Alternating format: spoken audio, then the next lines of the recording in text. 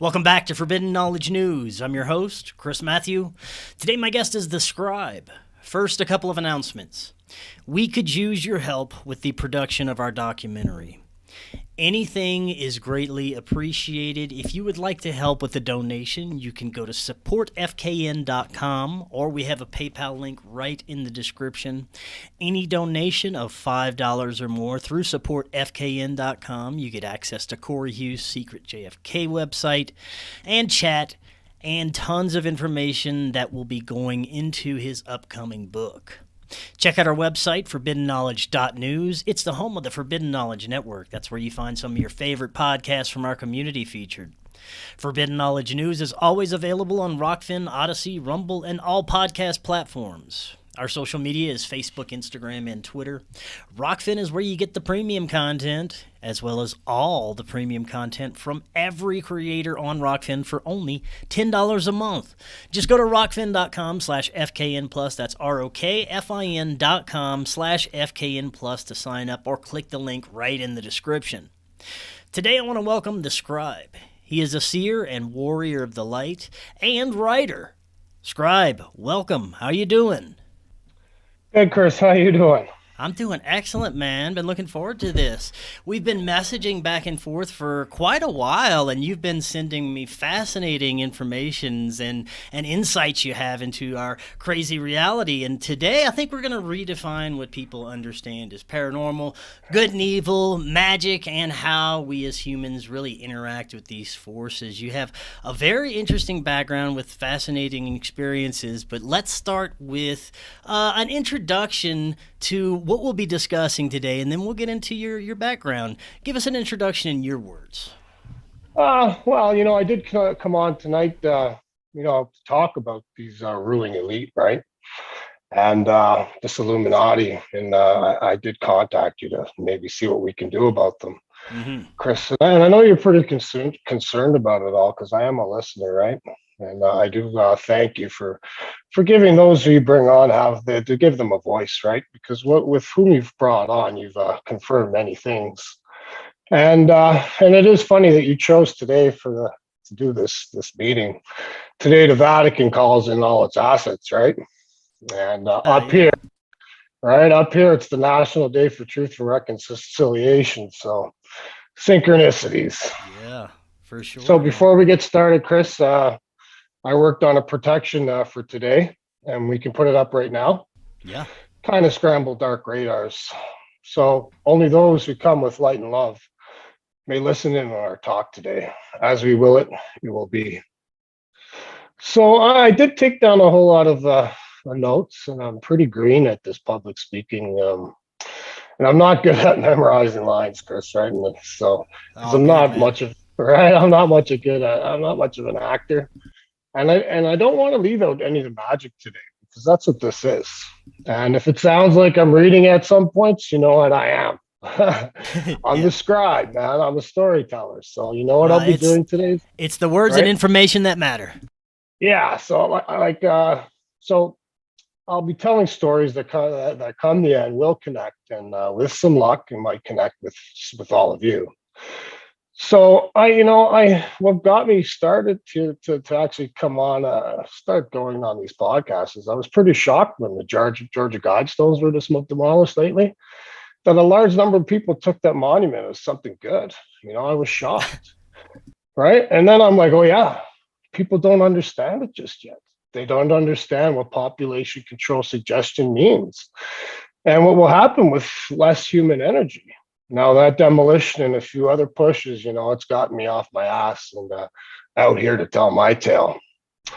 So with these Guidestones, this New World Order stuff, with all its wonderful, pretty words of wisdom, then it's population control. And you know what? It's all on display for your acceptance. And it's acceptance. That's how it works. Like the vampire needing permission to enter the victim's home. That's how black magic works. And if you know what you're looking for, this world is full of it. And you know what? You're all accepting it. And it's going to be a common theme today. It's acceptance. And you know what? I hear so many people talking about this Illuminati, this NWO, this darkness, and they're warning others, they're pointing out what they're doing. and how they need to be stopped. But you know what? I never hear a plan. I've been Yeah. listening to see if someone has it. And when I ask, hey, what's your plan? There's nothing but crickets, man. Yeah. Or there's one guy, you know what he says? He goes, kill the elite. I'm like, Yeah, so that's gonna work. like, where do you start? Who are the elite? And you know what? Even if you do, he will just promote another. Yeah, a new You head will see, just pop into their place. that's right, right? And you see, no one knows who they really are. Even they don't know who they truly serve. Hmm. And but I do, and I know the plan, and I know theirs and ours. So I know I'm writing these books, right? The books of God, and I will put in a shameless plug right now because what is within these books is the world in which we live. And I'm just going to read the synopsis here. Is that Yeah. okay with you, man? Yeah. So, the darkness, in its never ending quest to release its master from hell, has unleashed a weapon upon Earth. Its destruction was felt across the universe, leaving all but destroyed, and leaving all but ruined. With the forces of light defeated, in a last ditch effort, God and a small band of angels have made their way to Earth to try and make the change, to go back in time to prevent doomsday.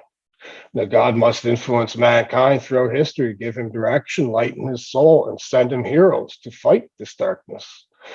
The last days of the prophet, his death upon the cross, the magic in his bloodline, the first jihad and the messenger's battle to close the gates of hell, the Ark of the Covenant, the Spear of Destiny, and the Seal of Solomon, the holy weapons God's heroes must wield. The hunt for the Messiah and the boy who could see it all. You see, it's not a simple story. It's no story at all. It's more of a reveal. It's a call for help, a phenomenon. If you help me. So, to understand what I'm going to be tell you today, you'll have to come into my world, the world in which you live, and it's ruled by the darkness. You see, what you are dealing with, this ruling class, these sorcerers and their rituals are a war on God. And yeah, it's the G word, and it's not very popular these days. And you know what? There's a reason why. Anyways, I guess I should introduce myself, man. And it might be a lot for people to handle, right? I'm the Scribe, and some might call me an astraler or a remote viewer, but I call myself a spy. I'm shielded from this darkness by a demon turned to the light, and he's seeking redemption. He hides me as a remote view throughout time, tasked to spy on what you call this world's devil. Now I know that's crazy intro, right? And you try telling the guys at work that, right? It's Yeah. not gonna go over very well. But you know what? Now when I started writing, it wasn't supposed to be about me, but I realized that you'll have to get to know me if you're ever going to believe what I've seen. And to be honest, Chris, man, my family and I, well, our lives have turned upside down since I started, right?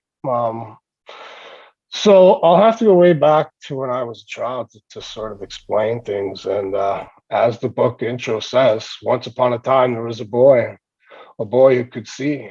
This threatened the darkness, for what could be seen can be changed.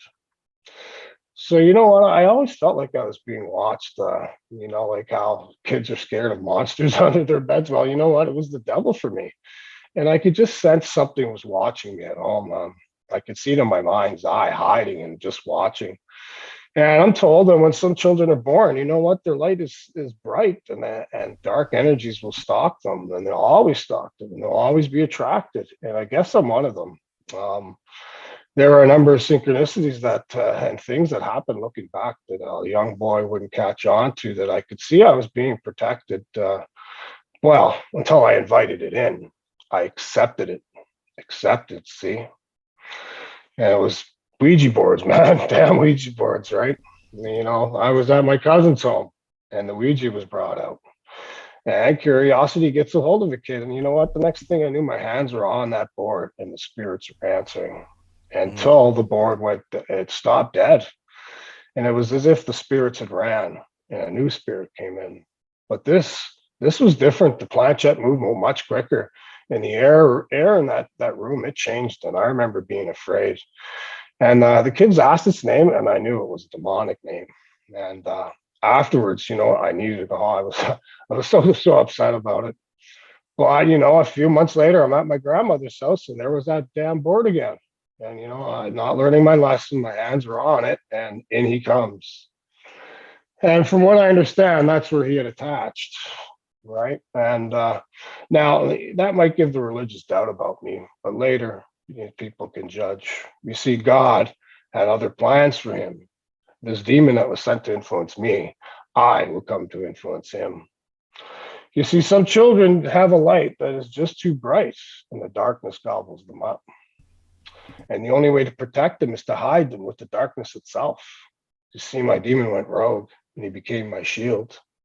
And you know what? It worked. I grew up great. It was a normal life, and that's nothing out of the ordinary anymore. But I knew this thing that it was with me, and that it was around. And I was wary of him, knowing what he was.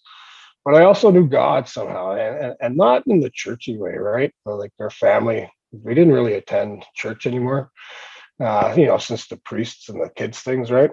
Right. My mom is Irish Catholic, so yeah, there's always been more crosses and crucifixes in the house, enough to take on Dracula himself. There's had all sorts of stuff there, right? And we'd attend church at Christmas and Easter and all that. But I wasn't in the Catholic schools anymore, but I was sort of tethered, right? But I grew up on, Captain America, G.I. Joe, Charles Ingalls, and Jesus Christ. So I knew right from wrong and when to make a stand, right? Like to take a stand. So I figure I grew up right. Yeah. And I knew that this spirit, it wasn't pushing on me. But what I didn't know was that he was protecting me. I did all right in school. You know what? I was no super genius and definitely not a writer. I was a hippie jock. I partied and I had a good time, right? Yeah. I was totally aware of what was happening around me, the spiritual fight. Anyways, after high school, I didn't know what I wanted to do. So there was no work where I was growing up. So you head west. That's where everyone was going, right? Head west, young man. So I got into the oil patch and had all the usual ups and downs and all, an oil patch worker would have, right?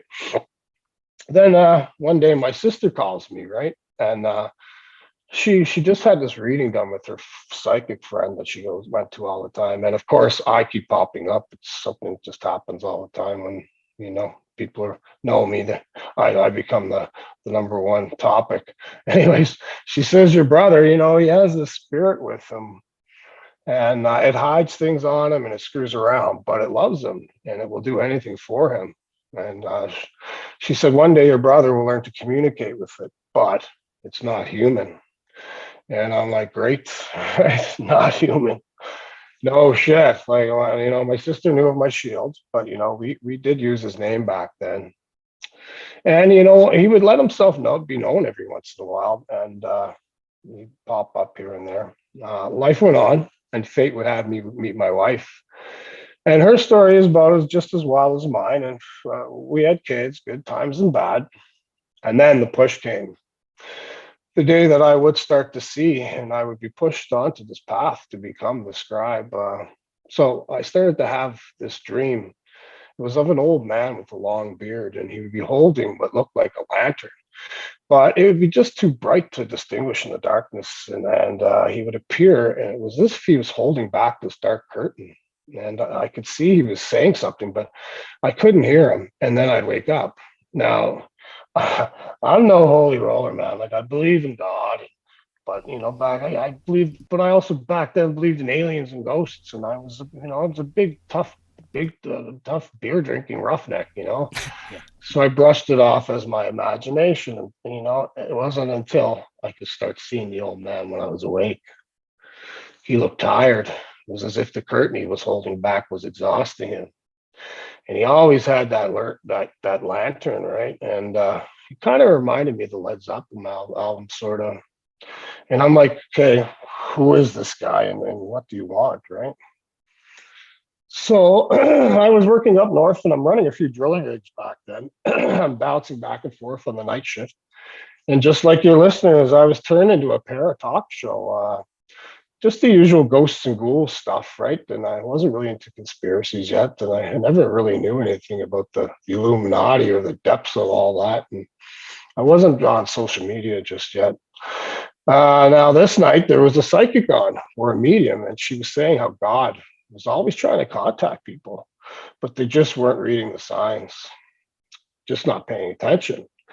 And I, you know what, I remembered that, and it was a busy night, and I'm driving around, and I'm back in my truck, and it's early morning, and the radio station put that show on repeat, and the psychic was on again, and she repeated the same words. You're just not paying attention, and no word of a lie, man. The flashlight that I had in my chest pocket of my coveralls, right? It flicked on and into my eyes, and it scared the hell out of me. So yeah, I started to pay attention, and I asked, "What do you need me to do?"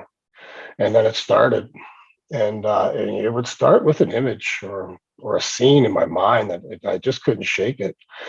So I'd go into the scene and I'd watch, and I didn't understand what I was doing. Right?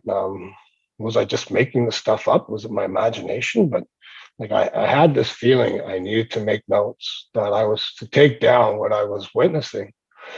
And I told my wife I was going to start writing then the story, and she's like, "What's it about?" And I said, "You know what? I don't even know, but it's something I'm going to have to do, right?" And at this point, I hadn't even told my wife about that old man, but she was aware of my shield that followed me, right? And she's quite gifted and had seen him a few times, and she felt like he was following me. Now I'm a pretty big procrastinator, right? Because I work long hours, and I do admit I was dragging my ass, excuse me, my ass on all this writing and then this going in. And to be honest, you know what? I wasn't sure if I believed any of it yet. Like, what is this, right? Midlife crisis, Right. like really, right? Most guys get a Harley or a Corvette. I get this. Like, it wasn't until the black flag started to fly in the Middle East, man, and that ISIS, right, that surrounded towns and villages, the destruction and the murder, that there was a streak of panic in me. I knew this wasn't just a revolt. This was a hunting party. And as they surrounded that mountain back then, I could see this special little boy huddled with his mother, and I didn't know who he was, but I knew the bastards were after him. So I threw myself at writing and seeing, and I went where I was sent. And the story started to erupt, then go cold, and then it heated up again. And the further I got, I came to realize that that old man holding back that black curtain, he was God, and the curtain was the veil of black magic he was trying to reach me through, a veil that's been blanketed over this planet or realm, one so heavy that he could not see through until it was too late. And here's the kicker: he was contacting me from another time, one where the universe was all but destroyed. Now you can say, "Come on, man, are you serious?" Right? And I was there too, until the first major reveal, and the darkness came knocking on my family's door. So 9/11 was a huge shift for me, right? Like, I almost went and joined the army. I was so upset back then. Man, I remember getting patriotic back then too. A All lot of people right, did. we did, right? And I'm up north. I'm not even American, so but you guys are our brothers, so we were pretty Mm. pissed, right? Anyways, I wanted them so upset. I'm like, who are these jihadis? I never heard of them before, right? And what's driving these people? Know your enemy, man. You got to get in their heads. You need to walk in their shoes. You need to understand, or the fighting will never end. And that's what we are going to be doing today, man. Know your enemy. And they ain't human, but their followers are. Anyways, I picked up the Quran, and I was looking for the evil that I just wouldn't find. Like, the Bible, it's like the Bible. It was a tough read when you're not really sure what you're looking for. Even if the great books are written by man and they're twisted here and there is something in them that the darkness couldn't see, I'm told, or hear, I should say. There's a frequency, there's a song hidden in them, and there's a magic to them. It's something I can't pick up on. It's for much smarter people out there, I guess, right? But so the reveal, there was, for years, I felt there was some sort of connection between Christ and the messenger Muhammad. And I could see them together, but at the same time, far apart. And it's too long of a story to get into today. But I am writing about the messenger and this mission he's being sent on, and he's being called to the neighboring city of Medina by its king. way before the Quran was written, before he gained his following. And you know what? I don't have someone holding up a newspaper to give me dates. Like I don't. It doesn't work. I just get a sense of the timeline of the story's path, right?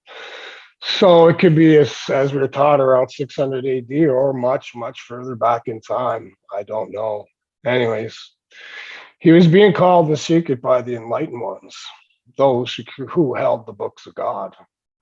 Three kings, the same lineage of the three kings who came to Christ's side to pledge their armies, the same kings he rejected, the enlightened ones before they were infiltrated by greed and blood back when they were the good guys.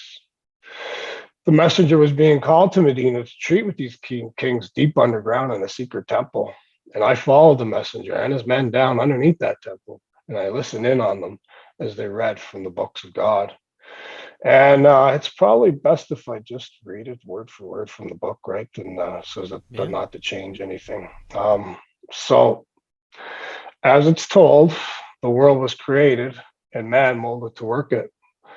God left his angels to watch over this creation and continued on with his work across the universe, and it was good. But with all things, there is a balance. So much good holds back evil until pressure builds and its darkness pushes through. Those entrusted with this world's well-being became envious, lustful, and they took it for themselves.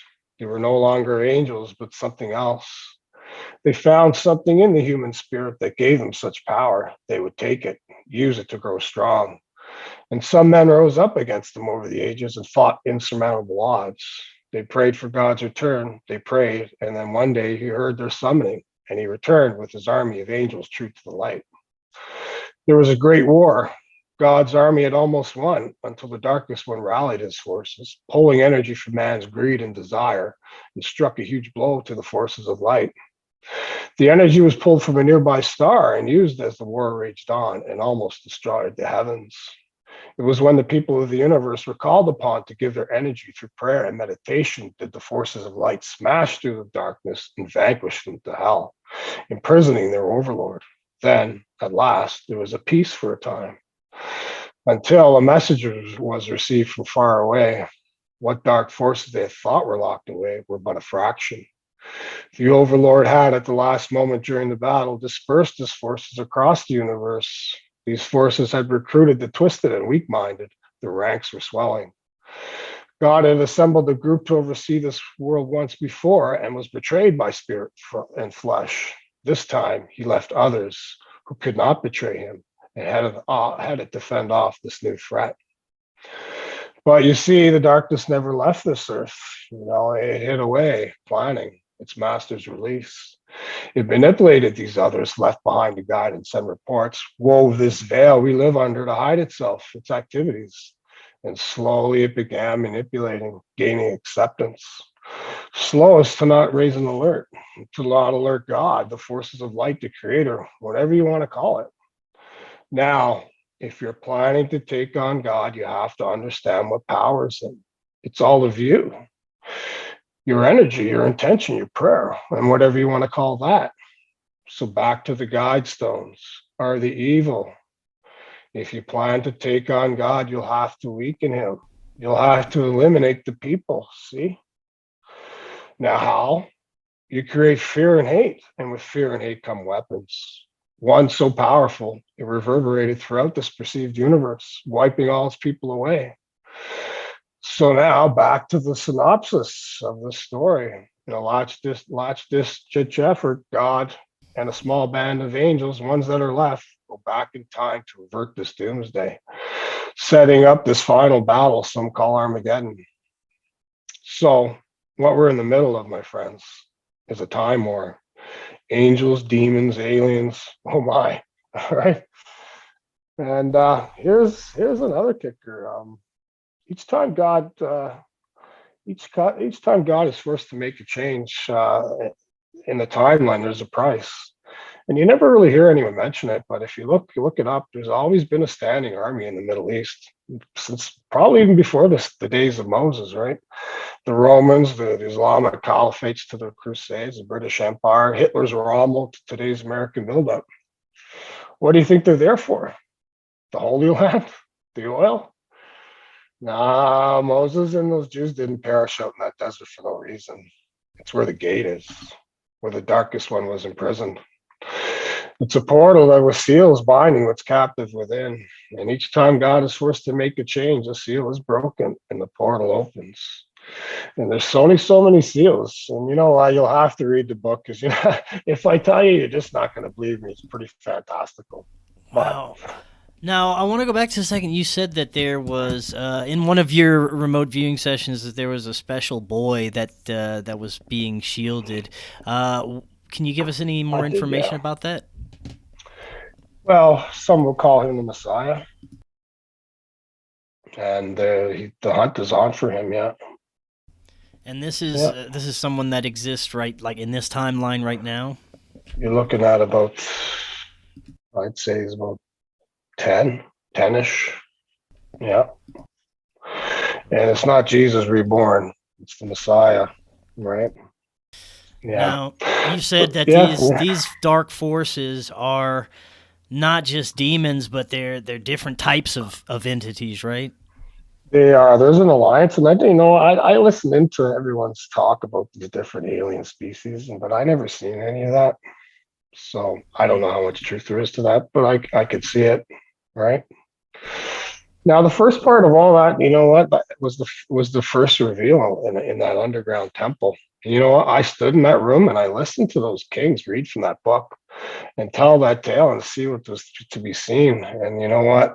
That same day, my wife called me to tell me there was a brown hooded figure on that front doorstep, our front doorstep all day. It was a dark spirit.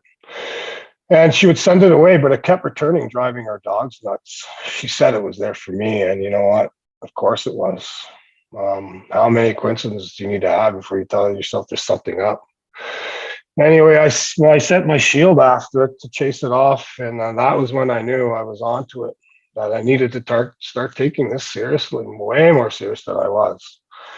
That I was in the middle of something that I couldn't brush off anymore, man. And the darkness, it's not a primitive snarling beast that would have this world believe, even though it does employ them. It's smart, it's organized and thousands of years ahead. And as God makes a move, it counters, it influences, and it throws people off their paths. And as God tries to fix tomorrow, the darkness catches up. And that's where we get to how important each and every one of you are, all your listeners, right? How you influence time with every word spoken and every action taken or not taken. It's how you spend your energy and where you direct it, and it's all part of it. Which side you empower, and that's the gist of it. And the truth is, when someone's path is important, they come under fire. They get pushed unbeknownst to them, and at times from both sides. And if you don't believe me, man, I'm told the boy who The Exorcist, the book and the movie's based on, I'm told he's a bigwig at NASA, right? And now, was he being diverted by the darkness away from that path until those priests intervened? Or did that entity never leave the boy? Was it accepted and is now within the space program, like it always has been, right? But you see, I know them very well. I live with one, but he isn't my attachment. I'm his. And these things and their master, they communicate throughout time. They influence and can report the changes way before today's tech, before any of these colliders, right? They simply just do what I do, but they're just much better at it. Now, how do I know? Because I happened upon such a meeting and I paid a price.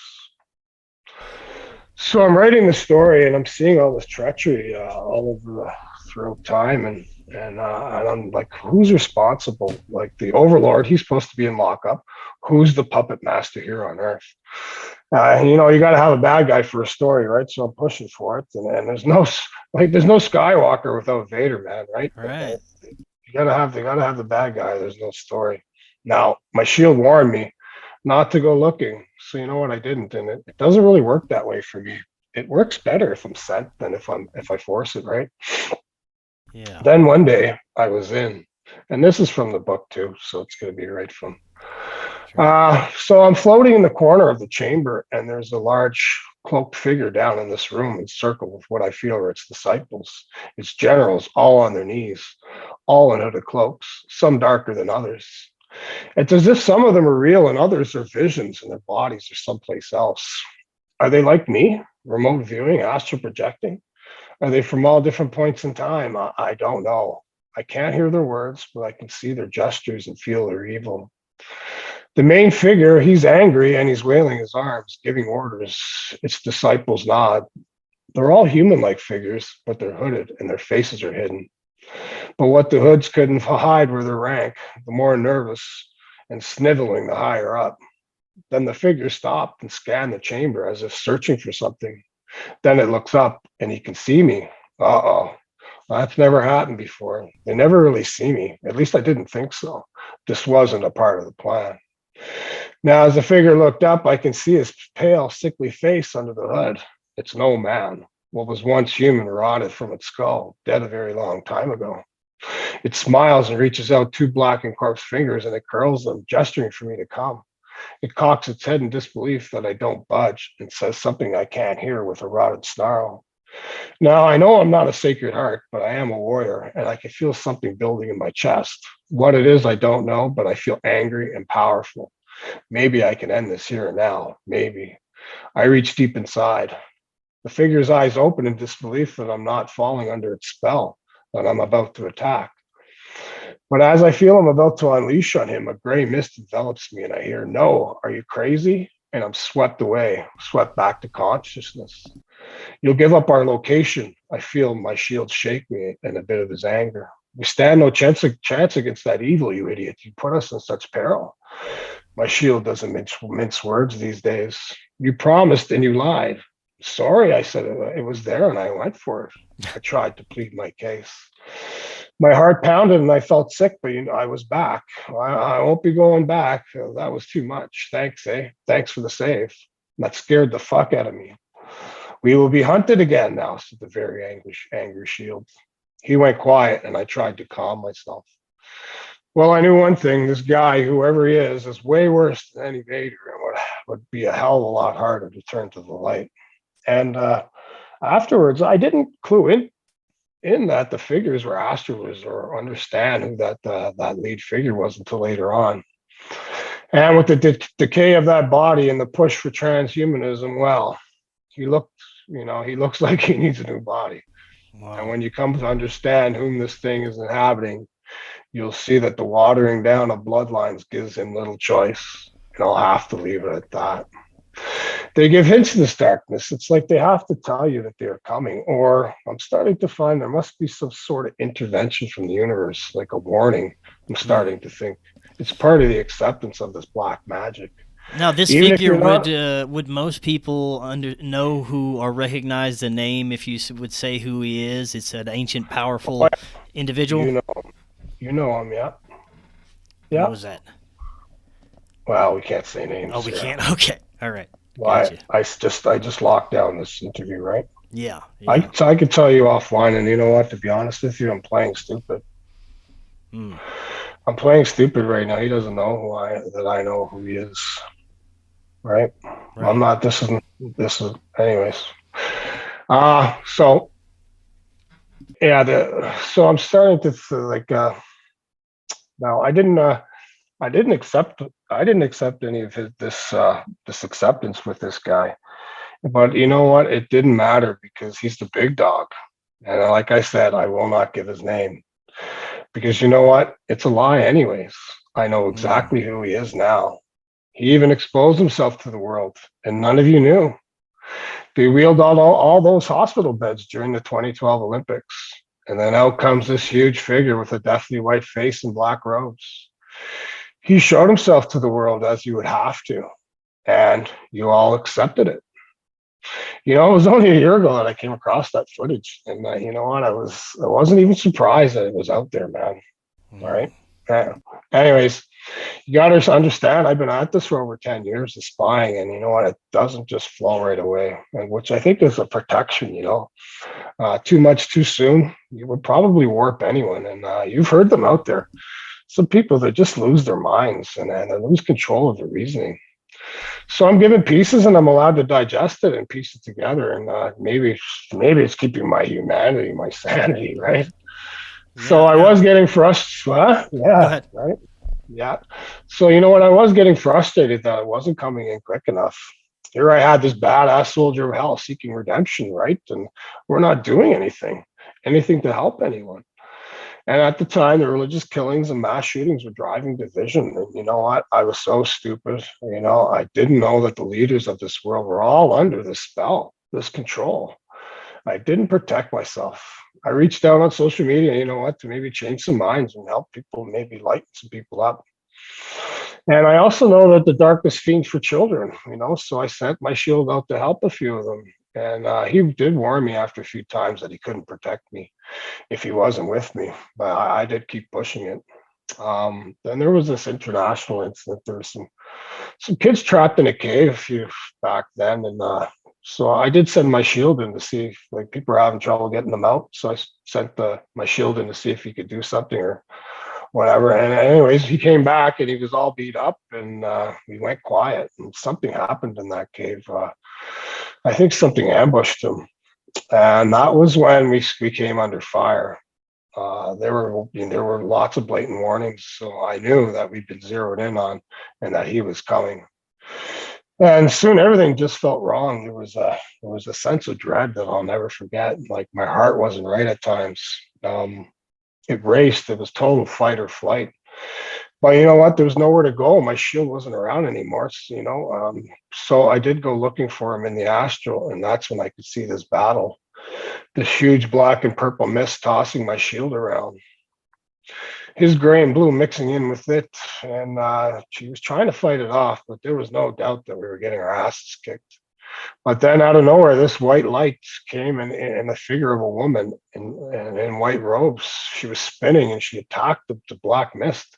And I could see the face of the beast form as she did then. And then she spun right through him, and then it took off. And then she slowed down, and I could see that this angel, she was blindfolded. And I don't understand what the blindfold meant, like why she would be blindfolded. I'm still trying to piece that together, but she went to my shield to help him up, and that was the end of the scene, and that thing was gone. But now in my world, so is my shield, and you know what? That angel wasn't there to help me. She was sent there to help him, my shield. But I thought, hey, maybe this will get better, this tightness all the time. But it didn't. It felt like there was something wrapped around my chest that was squeezing me. My energy was gone, and so was my sight, my spiritual sight. I just couldn't see anywhere, and you know what? I was being drained. And it went on for months, man. And I reached out to the local diocese, the Catholic Church, right? And the mosque and the temple. And, none of my emails got any replies, except the rabbi. Eventually, he got back to me, this rabbi. And he told me I needed mental help, not spiritual help. Oh, right? Man. Yeah. Well, you know what? At least he had the balls to say it. Those other guys didn't even say anything back to me, right? Now, you know what? That's why I listen to people when they reach out to me, even if they seem a little bit mad, there might be something that they have in that madness, because that's how it kind of works, right? Some piece of this puzzle, right? And you know what? One guy did. He knew some things about me he shouldn't have, right? And I believe that there was something with him. Anyways, there was no help from the faithful. So I broke down and I told my wife this whole story. And I'd been keeping it from her, right, to not scare her, because she had a lot on her plate, and she's raising the kids at work, and I'm on the road all the time. So I laid it out for her, and it might be too much for a normal, right?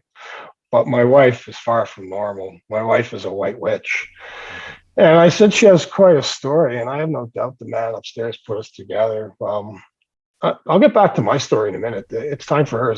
Sure. Is that okay? Give you a little. Yeah. Yeah. It's pretty wild, her story. So my wife, she was adopted from a small French fishing community on the tip of the island back home. Very close to buried magic. And from what she can gather, her mother had mental issues and couldn't keep her. And you know what I tell people? I tell her she should tell people that she was born in an insane asylum, right? Because it would sound much more badass, right? And but you know what? It's not that far off. That's what happens to people who are gifted, right? It drives them nuts, or they get driven that way. It's their light, right? Anyways, my wife was raised in a Catholic home down the street from the church, and she would be down there all the time, talking to the priest and driving him crazy with the questions. But he was a good man, and he encouraged it. As she got older, like a lot of young girls, they tinker with magic. And I'm talking lighting candles and setting intentions, not sacrificing chickens or worshiping Satan, like simple stuff, which isn't really new for me because my mom was Irish Catholic, right? So we always had candles lit for somebody in our home growing up. And the Irish kids, they don't even have to they think they don't even have to study for exams. Their mom just like candles and they pass, right? Anyways, my wife and a few friends were fooling around one day, and they extinguished this candle, and my wife was able to relight it with her intent. Now that act must have set off something, a beacon of sorts, because within the week she received some visitors, and the Men in Black, right? Well, that come around when someone has an alien experience. Yeah. They also come wearing white collars, eh? Yeah. All right. My wife was working at a local military museum giving tours, and she was working the till to make university money, right? And she kept her magic books in the drawer of the counter to look over when it got slow. Now, this day, the tour buses were in, and as the tourists were about to leave, two clergymen approached the counter. They looked at my wife and said, "We know what you have in that drawer, and you need to stop right now." And my wife almost died. She was so scared. And then the men just up and left. And my wife followed them out to the parking lot. They didn't get on that bus with the rest of the crowd. They got in a small car and drove away. So those men weren't there by chance, right? They were there for her. And my wife was so upset, she tossed her magic books away and she swore it all off, right? But when the darkness came banging around our house, around for our family, you see, people being pushed off their paths. That's how it works. And it's funny, you know what? I was reaching out for help all this time, and in the end, it was always with me. The women in my life, my mother and my sister. And in the end, it wasn't the faithful that I was taught to turn to about the devil. It was the witch and the elder who held back that darkness for me until help came, right?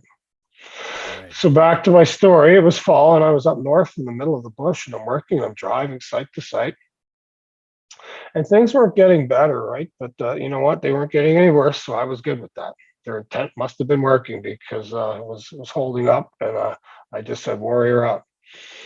And music plays a big part for me in what I do. Something about the frequency. I'll be seeing some part of this crazy story, and then I'll come across a song that, to me, it's as if the artist is singing about the story. I know it sounds egotistical, right? But it would happen so often that now, you know what? I don't even flinch. It's just what it is. So I'm in my truck and I'm getting desperate. I'm like, "Hey God, when is this going to end? I need a tag out here." So I turned on the local gospel station and listen, right? Yeah, I was that desperate to listen to gospel, man. but you know what? I knew there was a song out there and that it would come. They always do, but that some of that music, man, it's rough, right? Way too being saved and churchy. But you know what? I listened, and it was for months. And they go by, and I'm at my breaking point. So this one night, I was out scouting locations for the next drill pads, and this is in the dead of winter. And sure as shit, turned a corner in the middle of the night to this lease road, to a big yellow lease sign marked 666. And I couldn't help but laugh. Son of a bitch, eh? What a coincidence, Devil's Corner. I'm pretty sure it was God's way of saying, "Pay attention, man." Next night, I moved the equipment up past that corner, and the boys start setting up as I head off into the night. See, I'm tired, I'm worn out, my chest aches. So I pull over into this clearing. The snow top trees are 50 feet tall all around me, and I can see the clear night sky full of stars. My pulse is racing, and I'm just not right. Then it came, the song over the radio, like I knew it would. The artist sounded like an angel as she sang, "Devil, no, not today." Excuse me, "No, no, never again. Devil, no, not today."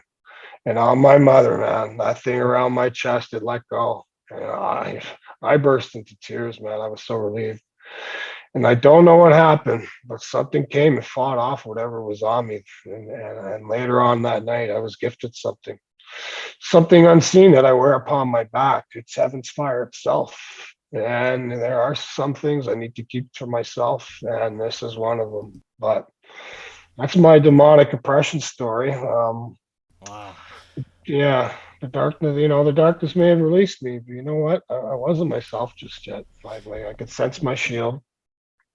And we weren't really talking yet. And it had been over a year, and COVID was stirring in China. And I was on days off back at home, so I laid down for an afternoon nap one day, and eventually I went into this dream. But then it wasn't a dream anymore, and I was in the hull of a ship or a sub, and it was sinking. And you know what? It was modern. The room was streamlined, and the crew's uniform gave away. It wasn't some sort of past life experience, right? It was new. There were crew men and women running around in a panic, and I couldn't make out the words, and that's as usual. But I could sense the panic from everyone else but myself. I knew I was looking through the eyes of someone on that ship as the water broke through, washing up against me, the water going over my head.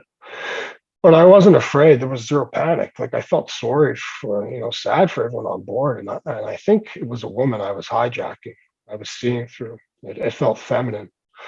I knew I was about to drown, and the water came over me, and then I woke up, and I said, "Oh, I'm sorry, I couldn't save you," to the woman as I woke, and I was sad for the crew, but you know what? I was filled with joy and determination because I was given another gift to see through the eyes of the beholder, and that I was back. And you know what? I was on fire, and I was in everywhere and every when. I knew it was a major boost I was getting. So I sat and I wrote whatever I could see. And you know what? Lots made no sense, man. And I would have to be, a lot of it would have to be put away for some sort of synchronicity or connection. And if I didn't get enough, it would have to do just for now. And as best I could, I pieced it all together and I finished up book one. Of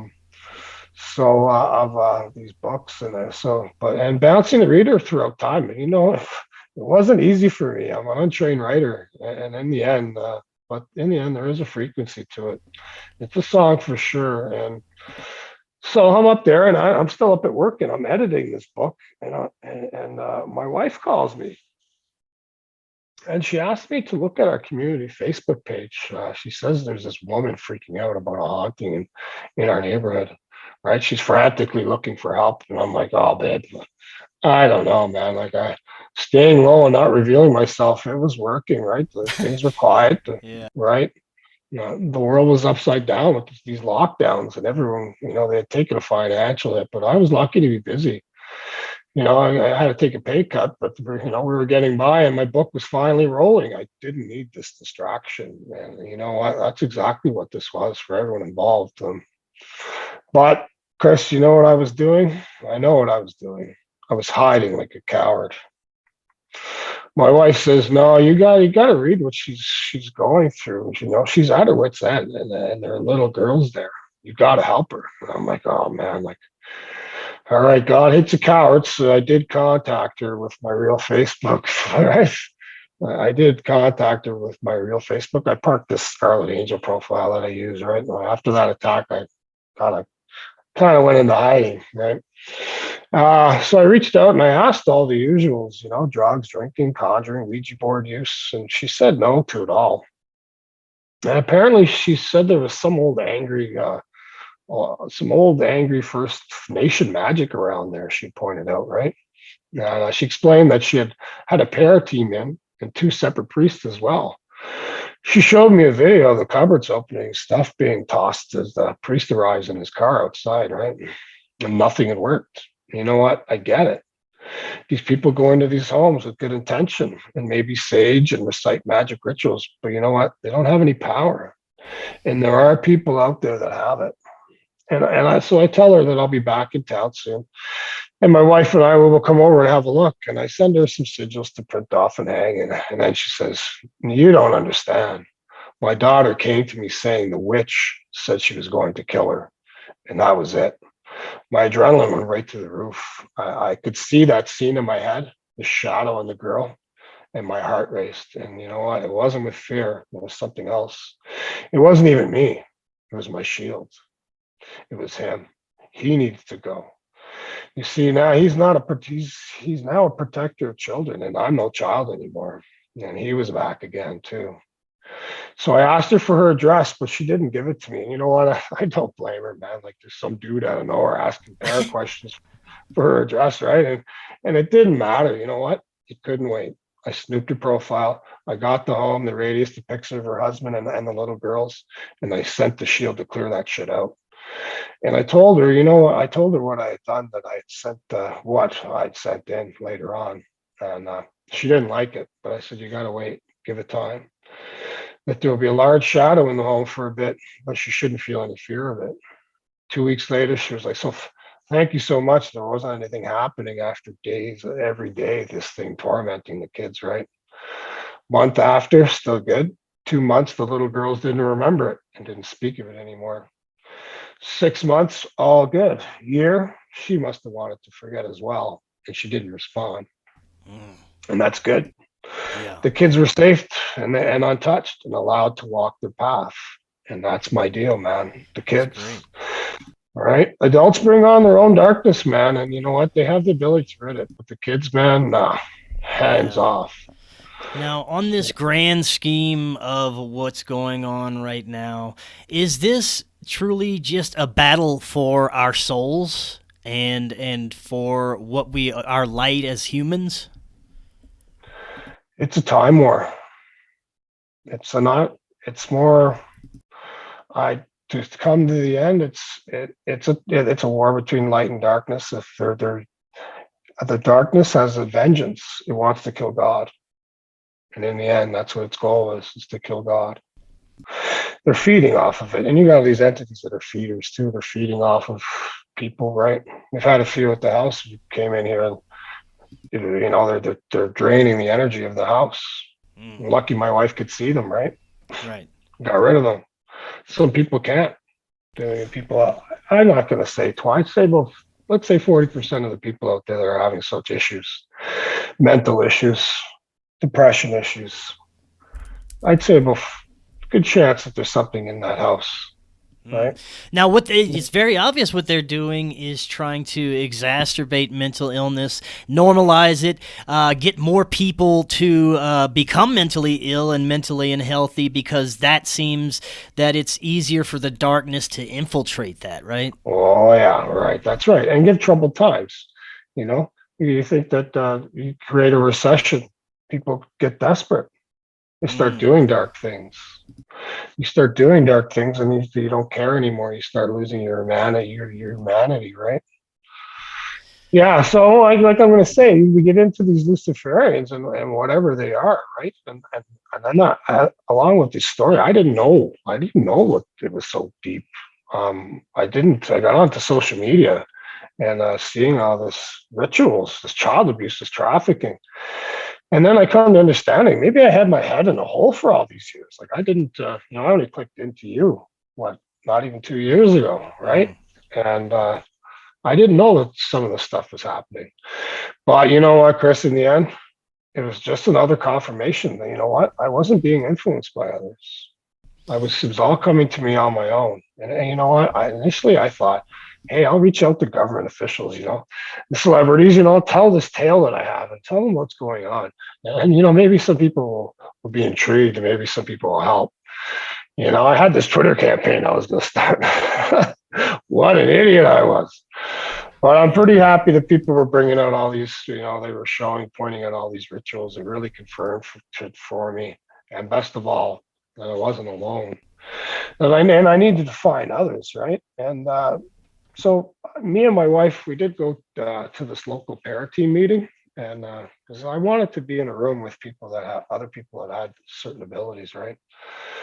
And they did ask my wife if we wanted to go on an investigation. And my wife told me she would love that. But you know what, man, I could care less about grandma's ghost. I told them I was there for their energy, and I was. But there I was with my wife, and I'm sitting in this circle of witches, and I have this crucifix hanging around my neck. One of these things is not like the other. And they all seem pretty standoffish at first. They gave me long stares. But except the lead witch, she was in her 70s, and she didn't acknowledge me or even look at my way. I was wondering if they picked up on my shield. And she had sat at the head, this lead, she sat at the head of the table, and I could feel the energy emanating from her, right? It was kind of spooky. And the topic of the night, it was reincarnation. And now, a couple of years ago, I didn't believe in such things. But since then, I've witnessed something similar. So now I have no choice but to believe. Um, and I didn't go to this meeting as the scribe. I don't try and push myself around, right? I'm pretty quiet. I don't look like I'd be quiet, but sometimes I am. I'm just there to absorb, and I'm not there to tell my story. But I did write up what I witnessed, right? And I was gonna tell them that night. And that story, it might be considered by some Abrahamic and others blasphemy, but to a coven of witches, it would be pure bullshit. She took a turn. Each of these women, they took a turn at explaining their version of this world about soul contracts. That we choose to come to Earth for an experience to level up to the super consciousness. That we sit at a screen, one said, and would choose to live a certain life, even if it was a terrible one. Now, of course, I pipe up. I'm like, oh, so a serial killer chose to become a monster for the experience? Yes, I was told. I said, what about the little child that is tortured and murdered by the serial killer? That was chosen as well? Yeah. I said, what kind of God would want such a thing? You know what? I don't believe in any of that. I was really heated about the kid thing and the acceptance that terrible things like that need to happen. And one of the women, she pipes up. She says she pipes up with a little heat, and she says, she says, I have to let go of my programming. I said, oh my God, my programming. I said, well, oh my God, like okay, well, I don't understand. He said, you're with this programming, everything is programming. It's even their pagan beliefs is. It's all under the veil. And I stood up and I said, I believe in the war between light and darkness, as I left the room to cool down. Now, you know what? If you plan to go to war, right? You create allies, not enemies. So I did leave it all that. I left it at that. But what I wanted to say to them was that if that was the case, that it's all learning experiences that needed to happen, why are all of you given such abilities to intervene? These women and men would chase out dark entities that were pushing on people, making their lives hell, potentially creating such monsters you say their soul chose to be. You changed it. Why are you given these abilities by the goddess? And when you intervene, are you not ruining their soul contract? Nah, the acceptance of horrible people as a soul contract is just as much a program as any other acceptance out there. Always remember, the darkness rules this world. Just like the abducted, the alien experiences who accept that they are being screwed around with and they don't know why. They're told they're from another planet and have it planted in their psyche. It's because they're special, man. Their paths were meant to go somewhere, and now they're being rerouted. Because, my friends, in the end, it will be the magical, the special who will stand off with these ruling sorcerers. And what better way to prevent such a gathering than to have the magical not believe in such darkness, that there is no devil, and in some cases blend the darkness with their practices. Have the faithful divided, my man, pushing others away, right into the darkness's open arms. I'm going to tell you, the Satanic Church doesn't care if you're gay or you're trans. It wants your power. And so should the good guys. Stop building the darkness's army for them. Divide and conquer. It's brilliant, really. And you know what? Yeah. It's being worked to perfection. And you know what? Think about it. It's what I would do. I would prevent the opposition from ever being. When you can communicate throughout time, you own the future. You set in place anything you want, from an ideology to writings to archaeological finds. You see how it plays out, and then you adjust, make the change. They're trying to get us to forget who we are, what we are, and our own power, because if we knew that, they would be pretty much obsolete with theirs, right? That's right. And you know what? These people, they can just set the influence. History's been twisted, it has been. But you know what? No matter how much one does this research that they're going to do, they'll only get what the darkness allows. A taste of truth, to make the lies easier to swallow. It tells you, but you need to find it. And we all live under this veil. And you know what? No matter your ability, how powerful you think you are, if God had a hard time seeing through it, what makes you think you can?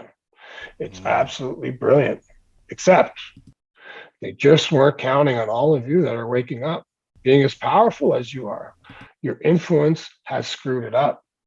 They thought the witch hunts work wiping out bloodlines, but God had a counter. And you know what? I'll leave it at that because it's brilliant. Yeah, man. Anyways, back to the story here. Getting off on a tangent here. the shield, the shield was back, and I finished the first book. But you know what? I couldn't get an agent, and they took too long. I tried to even give the story away, Chris. But there were no takers. They didn't understand what I was handing them.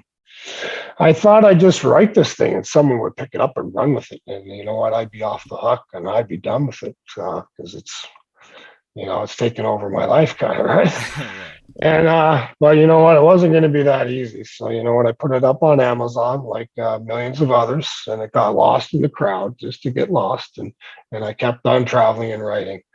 And in between, there were many, you can call them distractions. I call them distractions because you know what? By now, I should have had book 2 and 3 out. But, I'd reach out to help other people with their spiritual issues, but what ails them would follow me home. Now, there's whole stories in themselves from a pack of wraiths to an astral bug of some sort in the past year. But what my wife and I didn't see was what had targeted our oldest boy and was tugging on him. You got to understand something about this veil. Even I fall back under its spell. I start to doubt, man. I want to be normal. I want to have a normal life. And thinking that just because your kid is having a tough time acting out, hanging with the wrong crowd, that it's just teenage angst. You know what, man? We all go through it.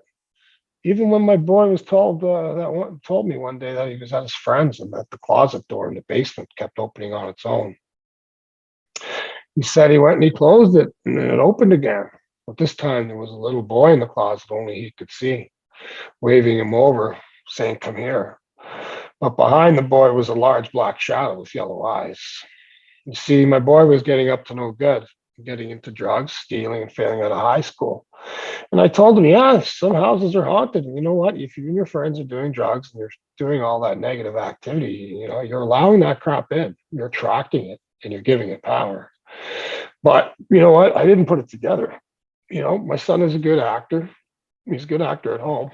But out in the real world, he wanted to be a gangster, like all that crap being pushed on kids these days. No matter if it's against everything mom and dad stand for, I just didn't connect the dots. Years went by, and my boy didn't say anything more about that thing in the closet, even though I had asked. I asked if anything was happening, that type of thing, if the people in that house were okay, and I didn't see it. I was totally under the veil with it. One can overreact to everything. You turn on a talk show, man, you'll hear them. They overreact to absolutely everything. I didn't see that the darkness couldn't get to my wife and I, so was going after my kid. Now, my boy had trouble learning in school, right? And but I told him that, as long as he was trying, I'd always have his back. But he didn't want to try hard to barely pass, and he gave up, right? And he didn't want to be that kid that needed help, so he acted up instead. He started hanging out with other kids that were going down wrong paths, and he got into pills. And being some kind of gangster is what's popular these days. Money and bling is all that's being preached by these crime rhymers, And the thing is, they went from creating the best music in the world, man, so much so it was called soul, to now this selfishness that's poisoning the kids, Again, I didn't see it. The satanic twist. My boy and his friends wanted quick money and didn't care how they got it.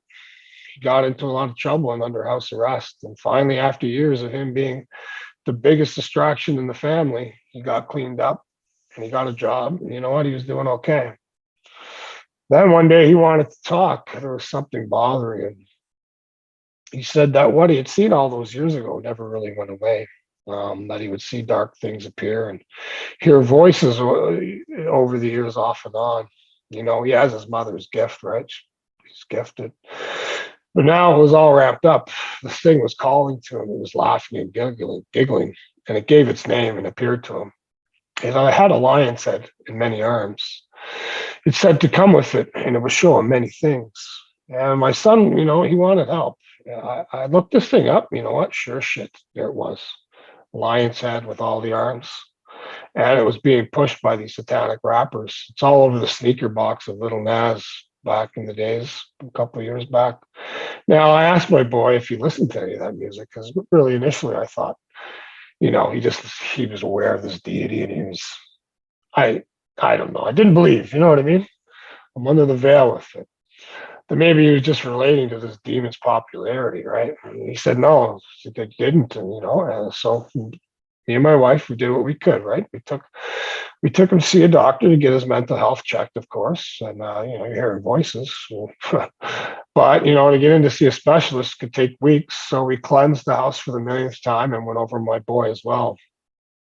But you know what? I thought maybe I was blinded by my resentment towards him. After all the years of heartache he had put his mother through with his attitude, and that maybe I couldn't help him.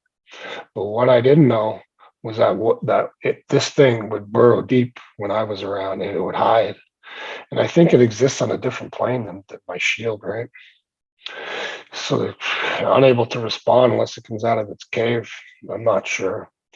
So we did call upon the lead witch of that local para team. And you know what? We set it up that I would take my boy to the meeting the coming Saturday. Friday night rolls around, my boy up and leaves town. He headed as far north as you can, the last city before the Arctic, with that same bunch of kids he got arrested with. He was going to go back to being up to no good. And you know what? I knew then and what was with him, they were running. You see, distraction, man. Pull the energy from the family, right? You see, you dig too deep and see what's not supposed to be seen, and you get this crap. Anyways, my wife's, her heart was broken. I was pissed. Like, we just had a heart to heart about how his buds were wrecking their lives and others and other people's lives, pushing drugs, and that he was doing good and he was on a better path. We'd get him in and have this para team have a look at him. But all the while I sat in that truck with my boy, I didn't believe him. Something was off. And you know what? It was. So a month later, I get a call to come home from work that my boy has been shot in a home invasion. That they didn't, they didn't even know if he was going to live. They were flying himself to our home. Yeah, so his mom stayed at his bedside for days. He was shot in the arm, and the bullet exited out his back, severing tendons and needed major surgeries. Week in the hospital, you know what? He's back home. And here's the crazy part. The responding medics thought he wouldn't make it because there were 2 exit wounds in his upper back, right? And one that would have been fatal. And I thought maybe the bullet might have shattered and caused it, but either way, there were 2 holes in his back and a supernatural story to go along with it. He's home, and now he's got no choice. He's going to see the witch. And so I get him there, and she pulls out her cards, and she starts his reading, right? And I notice that she's wearing a crucifix, and she speaks of God and Michael. So there's much more to this woman than I thought. Anyways, my boy tells her what he'd been up to and all the dark things he had done to other people. He tells her about how when he was shot that a voice said to him to get up. You'll be okay, just get up. And that a white angel appeared to him. The witch looked him over and said that the angel had blocked a bullet for him or healed the wound, that there may have been another bullet. She told him that he had, she confirmed that he had abilities, but needed to get straight and that he needed to get on the path. And I showed her my phone with that entity's name and explained about the crime robbers promoting it, right? And she said she had run into something with that description before, but didn't know that it had a name. But she didn't really feel anything for my boy. And I'm like, well, something's wrong here. I wasn't going to give up. There was something going on and we needed to dig deeper, right? So I told her all I had done and that my wife had picked up on a cue a while back, the way he acted when his mom would sage. She caught a reaction that didn't sit right. I even saged him, and I could tell he was holding his breath and just holding on till it was over, right? And Anyways, that put a light in the witch's eye, and she asked him, "Do you not like sage?" My boy just sat there and started, he started to sneer at her, like this face, and he remembers doing it, but that it wasn't him. Um, and that's when she could see it. This demon or whatever is using its name, because that's what I think goes on. These things are just using these names, right? Whatever's using its name has minions it keeps with it. It leaves them behind as the demon goes about elsewhere. And one was attached to him, but it was dug in deep. It was pretty dug in deep in him to be undetected. The witch says, "Aha, I see you." And she raises her hand. And you know what? I don't really remember what she said. It just happened really quick. She had her hand out like this and started pushing like this. So I started doing the same, and I don't know if I helped. I was pushing my energy. I got a little fire too, so I sent that way too. And but my boy was just in a total pause, like this, and he just paused right out. And it's not like the movies. There was no spinning heads or this exorcist. There was none of that crap. She lowered her hand, and that was it. It was gone. She said, "But it's out in the street, and that it'll be waiting." She asked him how he felt, and then he felt sick, and I could see that he'd broken out in the sweat. Right, he was sweating, and she said that it was normal because it had been with him for so long, and that he'd feel a little empty. And I liken it to a drug, like it's like an addiction, right? You had it with you for so long. Anyways. She told him that he would have to keep it away and that it could take years to finally get rid of it if he accepts it back. Now, my boy says, "I never accepted it in the first place. I told him no." She says, "Yeah. And when you said no to it in that form, it came in another as your friends. You allowed their influence into your life and all the negative activities, and you let it in." And she told him that he was lucky that he had folks that recognize these things because most don't. And they don't get help, and the voices drive them nuts, or even worse. You know what? All I could think about were the kids out there that don't have my son's abilities, and they don't know these things are pushing on them. They're sucking on their energy, and it pisses me off. Yeah. Mhm. Well, this has to be happening on a grand scale right now with everything they're pushing to try and alter humanity. So I think now would be a good time to offer whatever solutions that you've kind of formulated and the possibilities of changing things for the better and maybe altering what the desired outcome of this. Well, I was going to tell the rest of the story because then it would Oh actually yeah, lead up yeah, to go that. for it. Yeah, no, it's coming, man. I'm getting long-winded here, right? But it all leads up to it. I'm almost there, Yeah, right? sure. So like, yeah. So anyway, she taught, like, I do go back into that prayer meeting, and yeah. Anyways, she taught my boy how to raise that bubble of light around himself, right? And that's something that I'm surprised I never heard of it before, and it's something that should be promoted. And she also confirmed that old First Nation magic that's up around our neighborhood, right? And she then, in order to seal these blocks off, that I would have to do so. Like I sealed my house down, but I'd have to seal off a few blocks, and then I would have to treat with this thing. Anyways, the witch told him that it would be trying to get back in, and most likely he would allow it, and he would miss the feeling it gave him, that he would feel off. Well, she wasn't wrong. You know what? The day after, she headed back up to work. I headed back up to work. It was back, and my wife spotted in the master bedroom closet that there was this large black figure. And the next day, one of its minions were in the laundry room, right? And it was in the shape of a large mouse. Now, my wife did another cleanse, this time knowing what we were dealing with. And there's something funny, like the outlets in the master bedroom, right? They stopped working a few months before all this happened, right? And you know what? I thought it was an outlet that had a million things plugged into it all the time. Thought that maybe I screwed it up. Had so many things plugged into it. But I had my meter, and I left my meter at work. So you know what I did? I changed it out, and the outlet worked. Went back to work. Stopped working again. Come back again. I changed all the outlets. Checked the meter. And it doesn't work. So then I'll get an electrician in. My wife does this cleanse. Boom! All the lights are working. Right. All the plugins are working. So what are these things hiding in the friggin' and they're hiding in the wiring, you know. And why didn't I put, I didn't connect the dots, right?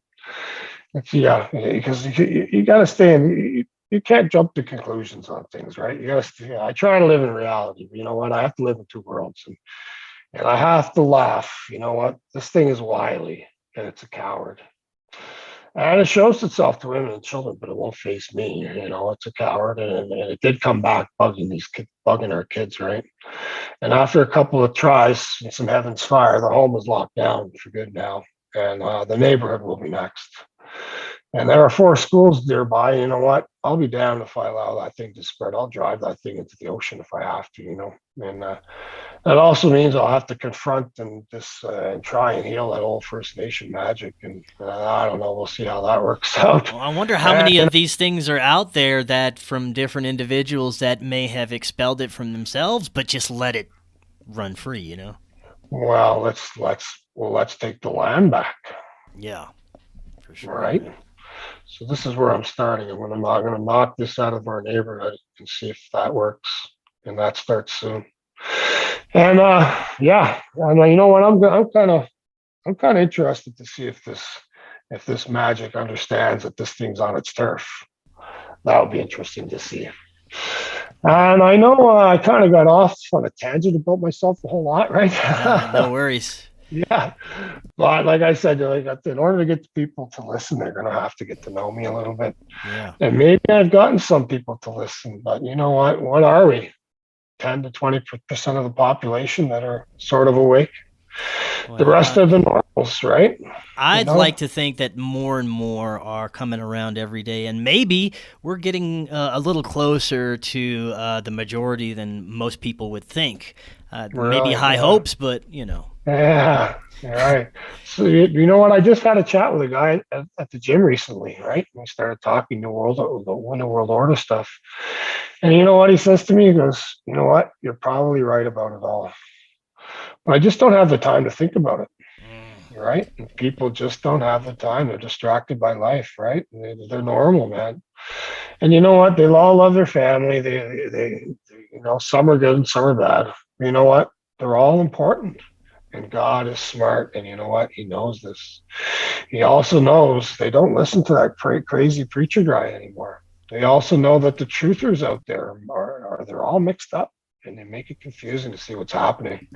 They push the theories as truth, and most normals will just laugh it off. And he knows how to get to them.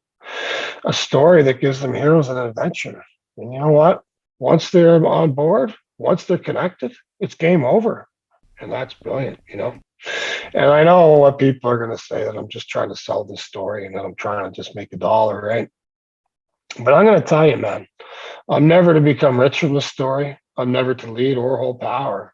It's not part of the deal. You know, I'm just the scribe. I'm not the hero that all the people are to become. And any money that I do make from what I do is going to a kids fund, right? The kids that have it hard, they're like we were saying, they become easy pickings for dark things to target. You know what? I've had a few over to the house. You know, they become disillusioned, right? And they get into drugs. They don't know what their life is really about. And then their parents are overwhelmed and they don't have the means to deal with them. And the system, it's overrun. And we've seen it trying to get my boy help, right? There's billions of dollars for everything but the kids, and it's by design. So if I have a chance to make a difference in that realm, you know, I'll be happy with it, because you know what, there will be money, and it all depends on everyone else, because within the story, I blow the lid off who this world's devil truly is, who the Knights Templar were before the Red Crosses, and I peek at the boy who will break the code, and I throw history upside down, but I will need help. You see, I need to go back into that dark cavern. I need to go back in, and I need to face him again. I need to sneak back in, and I need to get the rest. I do. I need help. Good intentions sent my way will be accepted. Anyways, that's pretty much the end of my story. And well, it seems like it's kind of the beginning too, because it seems for you, there's still some work you have to do, and I know as a collective we've got tons of work to do before we can even come close to having a victory. Yeah, for sure. Well, I'm not done addressing the sorcerers yet. I still got lots to talk about, but I'm done talking about the book. And if anyone needs if anyone needs to contact me, you can contact me at thebooksofgod.ca. And the book is up on Amazon, The Books of God, the Scribe. And you know what? If you can't afford a copy, you can just shoot me an email at scribe1000@gmail.com. And I'll send you a free PDF, because it's not really my story, it's yours. And it's free for a good deed or intention. Right on, man. But yeah, so back to this ruling sources. Do you have anything else to add there? No, go ahead. No, yeah, okay. Yeah. So we're talking about these ruling sorcerers and who and what they are powering, bending the code. And what are we going to do about them? Just pray, live a positive life, set good intentions. You know what? That's all good. But and I asked this to one of the magical. She said, I'm already doing what I can by not feeding it with anger. And I'm like, and there's never an answer. I sat in with that local parrot team a while back with my boy. And after that thing was taken from him. And I'm not there as a scribe. I'm there as a fed up father. I sat next to that First Nation healer. I sat next to a First Nation healer who has a pretty cool story. He's one of his ancestors that follow him around like I have my shield, right? And anyways, a few investigators are there. There's a minister, the lead witch, and then there's this woman whose 7-year-old boy was being tormented by an entity a few years back. And the team had intervened and taught the boy how to deal with it and bubble himself against it.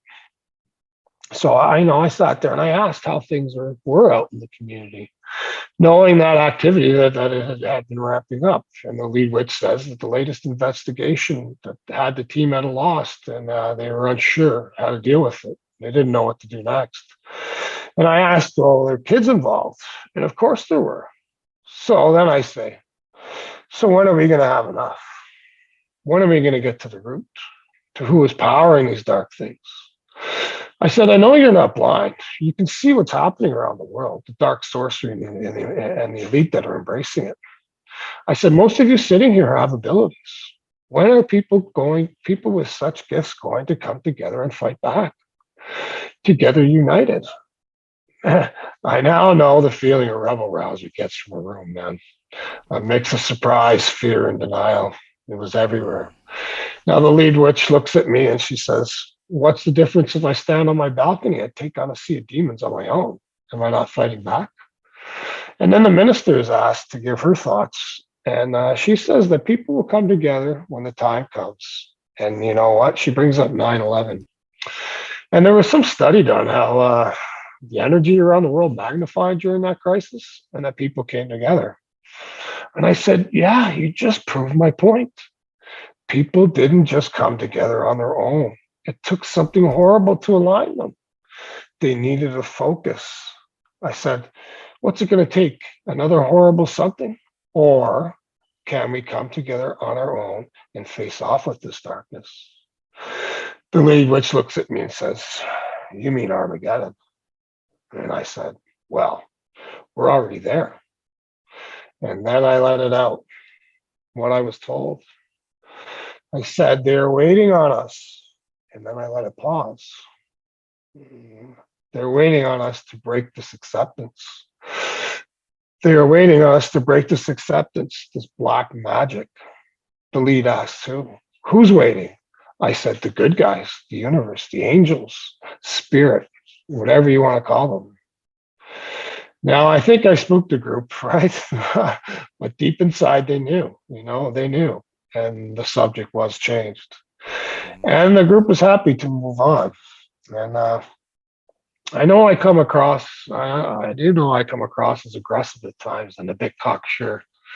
So I don't push myself around. And I'm in this pair team's home, and I treat it with respect and leave it at that. But I'm going to tell you right now is not the time for doubt. Right now is not the time for teetering.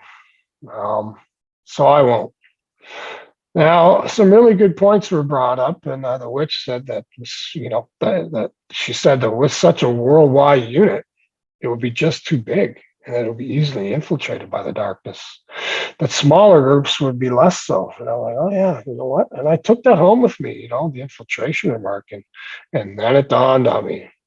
It's exactly what they are doing, this darkness, with all of its factions, with its own, each with its own agenda, right? They're compartmentalized to not be as easily infiltrated by the good guys, the light. Yeah. All right. They're smart, man.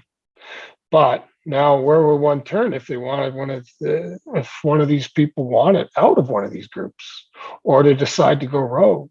Who do they turn to? They would need a powerful protective group. They would need to be shielded. Anyways, you see, the spiritual, they think that by not believing in this darkness or ignoring it, it will get better. Now, this is going to hurt for a lot of you listeners.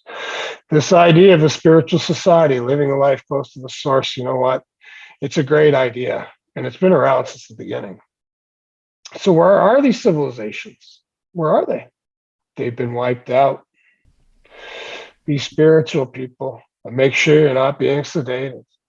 While looking inward, always keep an eye on the outside so the darkness doesn't roll over you like it has everything else. So what I'm saying is it's time for a counter. And you've just participated in one here today. This right here, it will send out a vibration through all of you. White magic to counter the black. It's time to gather all you very special people together, and not with anger, but love, and hit them with change. It's time to coordinate and hold back this darkness until help arrives. You see, that's what the magical did for me, and we need to do it for the world. And you know what? I can't do it on my own. I will. I will until you join me or I join you. And I don't care. I don't care how you got to where you are, man. Like anything you may have done in the past, it doesn't matter. I don't care if you're purple, pink, or what religion you follow. I don't even care if you're human. It's all too late for such pettiness. Yes. But I will say, if who you follow promotes hate and division, you need to ask yourself who whispers in their ears. You cannot unite the tribes of this world without unity. And if all that, if all that is too much for some of you, you know what? That's fine. That's the beauty of this whole thing. I do not need you to believe in any of this.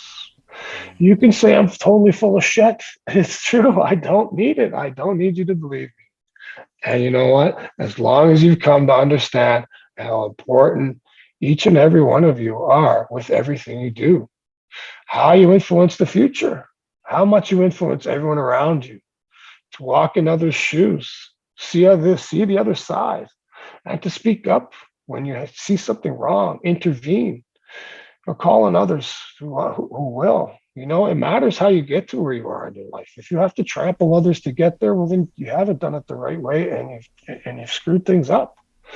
You know what? You do that, the angels will take care of the rest, scarlet or otherwise.